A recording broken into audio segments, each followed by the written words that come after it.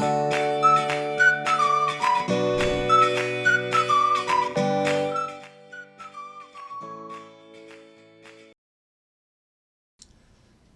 반갑습니다. AP투자연구소입니다. 12월 13일 오늘 하루 증시가 어땠는지 좀 살펴볼 필요가 있겠는데요. 자, 코스피의 경우는 0.03%, 코스닥의 경우는 0.01%, 양대 지수 모두 하락 마감하였습니다. 뭐 표기할 때 이렇게 하락이라고 표기할 수밖에 없긴 하지만 사실상 보합권 등락을 보이면서 그냥 우리가 보합권 마감이 되었다라고 표현을 하는 게 보다 옳은 표현이 아닐까라고 생각이 들어요. 좀 특이점이다라고 한다면은 전일 미국 증시가 상승 마감을 했잖아요. 전일 미국 증시가 이제 나스닥 같은 경우 이렇게 1.26%, 뭐 그리고 S&P 500이 1.43% 이렇게 강세를 보이면서 마감이 되었어요. 그래서 국내 증시 오늘 이렇게 좀 상승 출발을 하였었지만 추가적으로 상승의 폭을 좀 확대시키지는 못하고 제한적인 모습을 보였다. 갭 상승분을 반납을 시키면서 이렇게 좀 마감되는 모습을 보였는데 우리가 이런 요인들에 대해서는 좀 다양한 원인들을 생각해 볼 수 있을 것 같아요. 일단은 경기 침체에 대한 우려감이 점차 깊어지고 있잖아요. 특히 한국 같은 경우는 이제 22년의 무역 수지를 따져본다라고 했을 때 IMF 때보다도 그리고 세계 경제 위기가 왔던 08년도보다도 무역 적자가 지금 굉장히 심각한 상황이라고 합니다. 역대 최고 수치라고 표현을 할 수 있겠죠. 이뭐 국내 이런 이슈들이 증시에 크게 반영이 안 되는 것 같고 미국의 이슈가 좀 우선시된다라고 생각을 하실 수도 있겠는데 이게 굉장히 좀 중요한 내용이다라는 것을 먼저 말씀을 좀 드리고 싶어요. 결국 무역 수지가 안 좋게 나온다. 무역 적자라는 거는 수입액은 늘고 수출액은 줄어든다가 기본적인 요인인 거잖아요. 일단은 이제 전쟁 이후에 우크라이나 러시아 사태 이후에 좀 물가들이 많이 뛰면서 수입액이 급증한 요인 그리고 우리가 함께 볼 수 있는 게 이제 경기 둔화, 전 세계적인 경기 둔화가 점차 확실시되면서 반도체, 자동차 뭐 이런 유들 수출 둔화에 대한 우려감을 꼽을 수 있는 건데 결국은 그 업계가 반도체가 대표적입니다. 지금은 업계 자체의 불황을 꼽을 수 있는 거다 보니까 관련돼 가지고 그럼 실적에 대한 우려감인 거고요. 대장주의 실적이 안 좋으면서 관련된 연동성이 깊은 관련주라고 할 수 있는 벤더 업체들의 실적도 하락될 거고요. 결국은 이 모든 것들이 좀 순환적인 구조를 보이면서 경기 침체다라고 한다는 거죠. 그래서 이게 절대적으로 연관성이 없다고 생각을 하시면 안 돼요. 한국은 또 중간재 수출국으로서 입지를 굉장히 빠르고 좋게 다져놓은 상황이기 때문에 이 수출이 떨어지는 거에 대해서 굉장히 민감할 수 있다. 그래서 실제로 수출이 증가할 때 코스피가 증가하고 수출이 떨어지면 코스피가 하락하고 큰 연동성을 보이기도 한다. 이런 점 체크를 좀 해보실 수 있을 것 같습니다. 자, 뭐니 해도 시장의 지금 가장 큰 이벤트, 미국의 11월 소비자 물가지수 CPI와 FOMC일 텐데요. 국내 시간 기준으로 CPI는 오늘 밤 10시 30분에 발표가 되고요.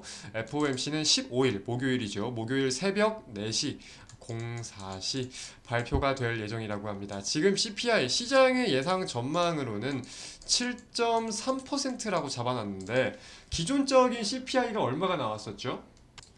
7.7%가 나왔었죠. 7.7%가 나오면서 이제 7%대로 접어들고 사람들이 많이 환호했었는데 일단 지금 시장의 예상치는 7.3%예요. 물론 이것보다 예상치보다 웃돌면은 악재로서 반영이 될 거고 예상치보다 안 좋게 나오면 호재로서 반영이 될 건데 PPI랑 좀 우리가 연동성을 지어가지고 생산자 물가지수 지난주에 발표된 생산자 물가지수와 우리가 좀 함께 살펴본다고 했을 때 생산자 물가지수가 7.4%가 나왔거든요. 통상적으로 뭐 이게 좀 과학적인 근거가 있다 뭐 이런 식으로 제가 100% 확신을 가지고 말씀드릴 수는 없지만 CPI는 PPI보다 작게 나오는 경우가 대다수예요. 그래서 저는 PPI 7.4보다 아래 그러면은 시장의 예상치가 7.3인 건데 예상치랑은 적중을 하는 거죠. 혹은 그 아래로 떨어질 수 있는 가능성과 기대감을 우리가 조금 생각해 볼 수 있겠다. 이런 가능성 좀 여겨보고 있거든요. 물론 이제 무조건적으로 기대감을 가질 수 있는 건 아니지만 아무래도 물가 상승을 견인했던 것 중에 하나가 유가의 상승도 따져볼 수 있을 건데 이 유가가 이제 전쟁 이전 수준으로 넘어와서 보다 하회하고 있는 상황이다 보니까 그런 내용들에 대해서 점점 이제 반영이 되고 꺾일 수 있는 이런 요인들을 좀 체크해 볼 필요가 있겠다.